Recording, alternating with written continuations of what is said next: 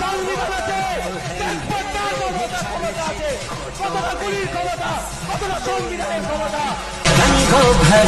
হয় আপনাকে আমাকে অ্যারেস্ট করতে হবে, আর না আমাকে যেতে দিতে হবে, দুটোর মধ্যে একটা করতে হবে। আমরা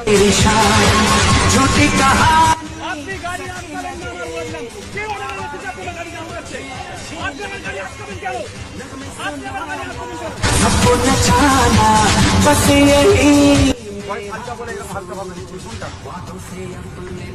ভয় হালকা বলে হালকা ভাবে নিচ্ছেন নাকি? না আপনি ভয় হালকা বলে কি হালকা ভাবে নিচ্ছেন নাকি?